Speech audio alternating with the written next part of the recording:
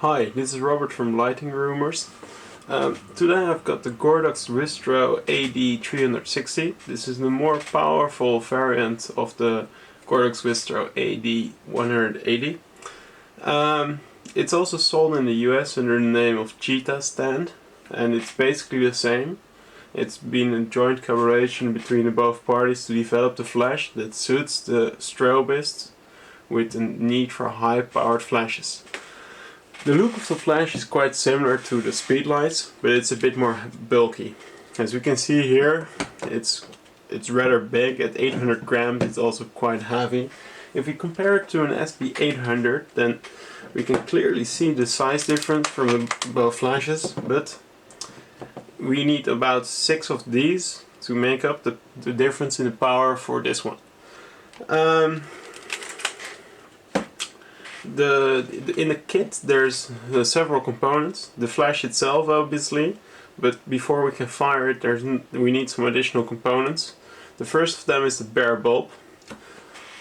As we can see here, we insert the bare bulb by aligning the red dot here and the red dot in the bare bulb holder, like so, and now it's inserted. In the kit was also a reflector. The reflector is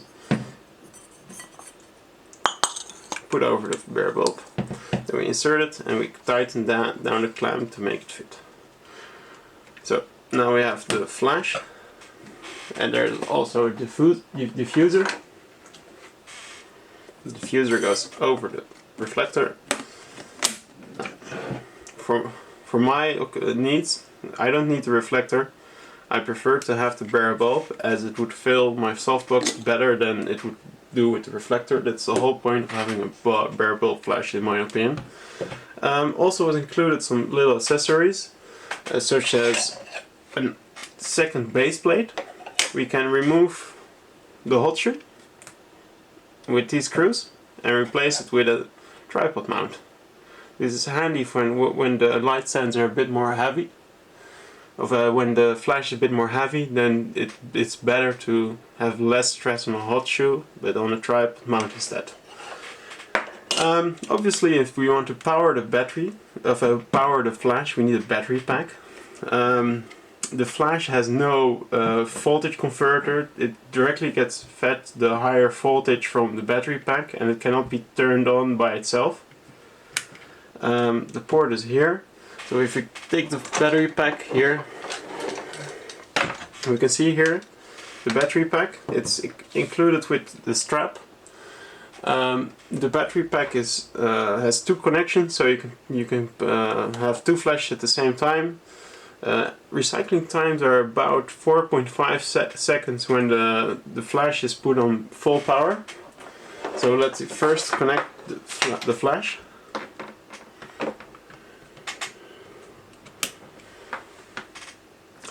And the battery pack.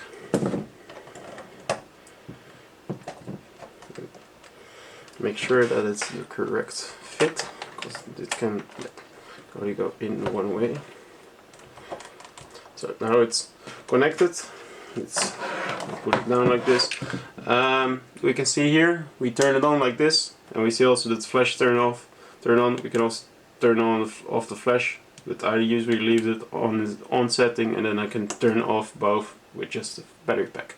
On the battery pack, there's a red light. It indicates that there's flash connected, and there's 4 lights to indicate there's a full charge. Now we have the flash itself. It's turned on. There's an autofocus assist light. Well, not a really autofocus assist light, because it has to be manually turned on. So now it's turned on and we can see a little red glow, and turn off. But it's very handy to save your ass, but I wouldn't really rely on it because it's a bit of an annoyance to me. We can turn off the sound as well by doing this, the buzz, which indicates if the flash is ready to shoot after when it's fired. But the flash also has some different modes. 2 of those are the slave settings, slave 1 and slave 2. This is when the flash is fired by another, triggered by another flash with different timings. And as last, there is the repeating mode to fire a succession of flashes. Late as last, we have the high speed sync mode.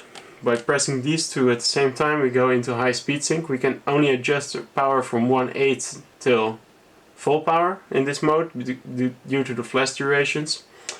If we exit, we just press the mode button again and we're back on the regular settings. We can adjust the power all the way down to 128, and if we press the test button, we fire the flash. As we can see, if we turn on the power to the flash duration of the ready beep is quite taking a bit longer. Optional, there is also the accessory from the trigger. This is a remote control trigger. A trigger where you can remotely control the power of the flash.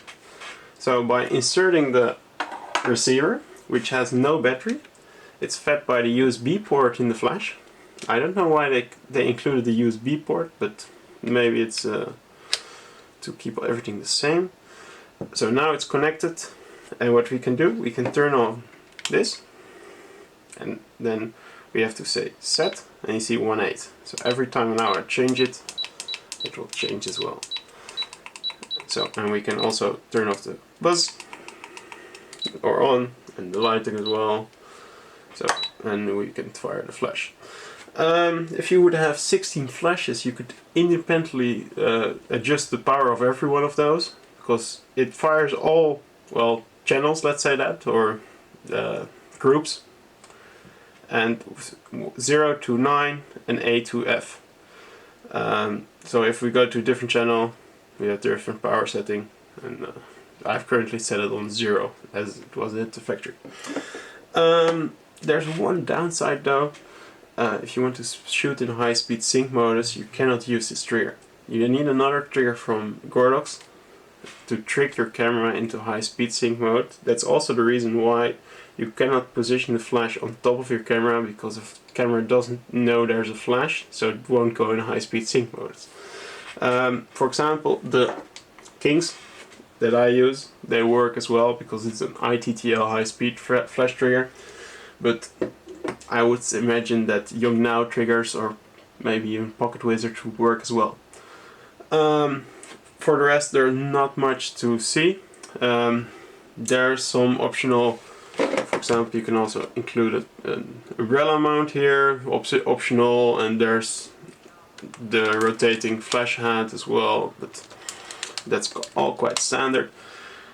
The build and feel of the flash itself is rather sturdy. It really feels like you could drop it on the floor. I wouldn't recommend it, but it would still work. It's made to last, unlike some of the Young Now flashes or even Triopo flashes. I have really the impression that it's even better built than a Nikon flash, and that's quite impressive. Yeah, maybe I can also mention that the battery pack, you charge it by removing the battery. Let me first disconnect the battery first. So this is the battery pack. It's currently with the shoulder strap. There's also a mount for your belt if you would like to prefer to mount it on your belt. It's quite sturdy, as you can, and it's the battery pack won't drop off your belt. Now, so we open the flash of the we open the battery pack. We remove the battery, and this is just the voltage converter.